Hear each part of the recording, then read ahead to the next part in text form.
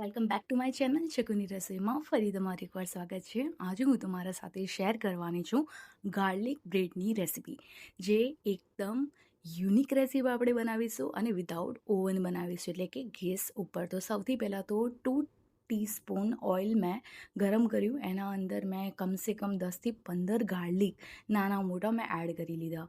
હવે આ તેલને આપણે એટલું ગરમ નથી કરવાનું કે ગાર્લિક અંદર જતા હોત જ કાળા કોલસા થઈ જાય.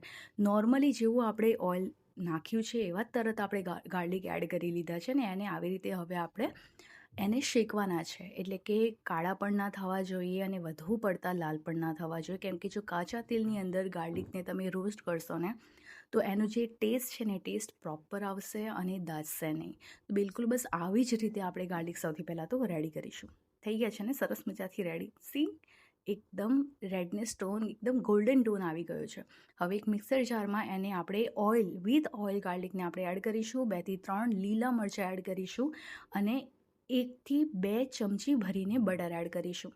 હવે આને સરસ રીતે આપણે એક પેસ્ટ બનાવીશું, બિલકુલ આવી રીતે. એકદમ ઇઝી રેસીપી છે, 5 થી 10 મિનિટમાં રેડી થઈ જશે. બહુ બધા ધાણા આપણે ચોપ કરીને અંદર એડ કરી દીધા છે.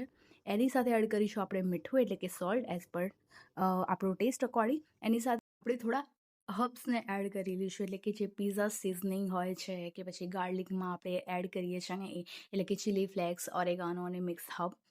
વધારે નહીં, અડધી ચમચી આપણે એડ કરીશું અને સરસ મજાથી આવી એક પેસ્ટ આપણે રેડી કરી લઈશું. સિરિયસલી ગાઈઝ, જો આ રીતથી તમે ગાર્લિક બ્રેડ બનાવશો ને તો બહારની ગાર્લિક બ્રેડ તમે સિરિયસલી ભૂલી જશો. એટલો ટેસ્ટી બને છે અને એટલી યુનિક રેસીપી છે. સિરિયસલી એક વખત ટ્રાય કરવાનું બિલકુલ ના ભૂલતા અને આ જ મેથડથી ટ્રાય કરજો. તો સરસ મજાથી હવે આપણે જોઈ શકીએ છીએ કે આપણે જે આ પેસ્ટ છે ને એ પેસ્ટ એકદમ રેડી થઈ ગઈ છે. હવે મેં લઈ લીધા છે ઘઉંના પાઉં. આપણે જે નોર્મલી પાઉંભાજીમાં પાઉં ખાઈએ છીએ ને, બસ આ એ જ પાઉં છે. હવે એને આપણે આવી રીતે જે પેસ્ટ આપણે રેડી કરી હતી ને આવી રીતે આપણે સ્પ્રેડ કરી લઈશું પ્રોપરલી. બિલકુલ કંજૂસી ના કરતા, બિલકુલ જેટલી પણ પેસ્ટ બનાવી છે બસ આ રીતે ફટાફટ એડ કરી લેજો. અને હા, હું તમને સૌથી પહેલાં તો સોરી એટલા માટે કહેવા માગું છું, કેમ કે 15-20 દિવસ પછી મેં રેસીપીનો વિડીયો આજે હું અપલોડ કરી રહી છું. કામનું પ્રેશર એટલું બધું હતું ઓફિસમાં કે ટાઈમ જ નહોતો મળતો. એના માટે સો સોરી કે હું બહુ લેટ તમારા સાથે મળી રહી છું અને રેસીપીને શેર કરી રહી છું. બટ મેક શ્યોર હું ટ્રાય કરીશ કે હવે હું સ્કીપ ન કરી શકું અને એવરીડે તમારા સાથે જોડાયેલી રહું. તો હવે આપણે સરસ રીતે જે પેસ્ટ હતી એને આપણે સ્પ્રેડ કરી લીધી હતી. હવે બહુ બધી મોઝરેલા ચીઝ લેવાની છે, એટલે કે બિલકુલ કંજૂસી નહીં, બહુ બધી મુઠ્ઠા ભરીને એની ઉપર તમે સ્પ્રેડ કરી લો.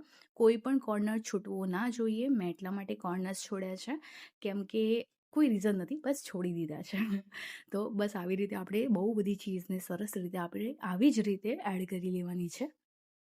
તો હવે કોઈ પણ કંજૂસી વગર આપણે આને જે પેપર બટર આપણે યુઝ કરીશું.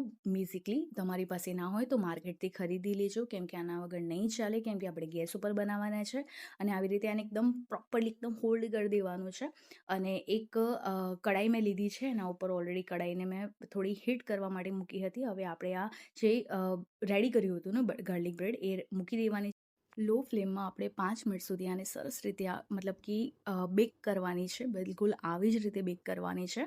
તો સરસ મજાની ગાર્લિક બ્રેડ આપણી રેડી થઈ ગઈ છે. ચીઝ એકદમ મેલ્ટ થઈ ગઈ છે અને જોવામાં પણ એકદમ ટેમ્પટિંગ લાગે છે ને. હવે થોડા બીજા આપણે હર્બ્સ આની ઉપર સ્પ્રેડ કરી લઈશું ગાર્નિશિંગ માટે, અને ટેસ્ટ અકોર્ડિંગ પણ આપણે એડ કરી શકીએ છીએ. તો મેં મિક્સ અને ઓરેગાનોને મેં આવી રીતે સરસ રીતે મતલબ આમ સિઝનિંગ કરી દીધી છે. તો લાગે છે ને એકદમ ટેમ્પટિંગ આપણી ગાર્લિક બ્રેડ 5 થી 10 મિનિટમાં રેડી થઈ જાય છે અને એટલી ટેસ્ટી લાગે છે. પણ હા, ખાસ ધ્યાન આ રાખવાનું છે કે જે ગેસની ફ્લેમ છે ને એ બિલકુલ પણ હાઈ ઉપર ન હોવી જોઈએ, નહીંતર બટર પેપરની સાથે નીચેની ગાર્લિક બ્રેડ એકદમ દાઝી જશે. કેમ કે મારી જે મેં 2 આના બનાવ્યા હતા, એક પ્રોપર બની હતી અને એક બીજી જે હતી એકદમ દાઝી ગઈ હતી. જો એ હું તમારા સાથે શેર નહીં કરું, બટ જે પ્રોપરલી બની છે ને, જે મેં લો ફ્લેમ ઉપર રેડી કરી હતી, એ પ્રોપરલી સરસ રીતે રેડી થઈ છે, તો એ જ હું શેર કરીશ. તો એના માટે સોરી. આ રેસીપી થોડી મારી ખરાબ થઈ ગઈ હતી, બટ હા, ટેસ્ટી ખૂબ બની હતી અને સિરિયસલી તમે જોઈ પણ શકો છો કે લુકમાં બિલકુલ બહાર જેવી છે. એટલે કે હવે બહારની ગાર્લિક બ્રેડ ખાવાનું બંધ કરીને આપણે આવી રીતે ઘરે પણ બનાવી શકીએ છીએ. તો રેસીપી ગમી હોય તો લાઇક, શેર, કમેન્ટ કરવાનું ના ભૂલતા. અને જો તમે આ ચેનલ ઉપર નવા છો તો પ્લીઝ ચેનલને સબસ્ક્રાઈબ કરવાનું ના ભૂલતા, જેના કારણે હું તમારા સાથે જોડાયેલી રહું. અને ઓલવેઝ આવી રીતે સારી સારી નવી નવી રેસીપી હું તમારા સાથે શેર કરી શકું. તો ગમે તો પ્લીઝ કમેન્ટ કરવાનું ના ભૂલતા, અને એક વખત આ મેથડથી જો તમે ટ્રાય કરો તો પ્લીઝ કમેન્ટમાં જણાવવાનું ના ભૂલતા કે તમારી ગાર્લિક બ્રેડ કેવી બની.